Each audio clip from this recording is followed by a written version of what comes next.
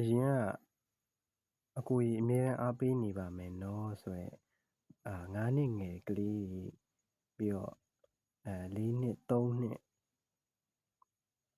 နောက်ပြီးတော့ဗာလေလပိုင်းငယ်ညီမလေးကိုရေးစားတဲ့ပုံလေးလည်းတင်လိုက်ရောဘယ်ကြောင်ရောက်လို့ရောက်သွားမှန်းမသိ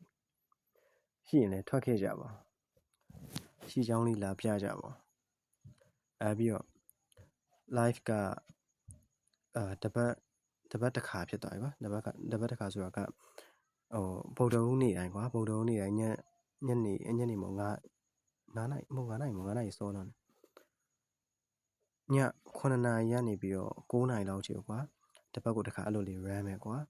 ဆိုတော့ဘယ်လိုပြောမလဲ personal ရအဲ့လိုအားပေးနေရမျိုးမဟုတ်ဘူးဆိုရင်တော့အဲ့လိုမျိုးလာခဲ့ပေါ့နော်တလောက်ပါပဲ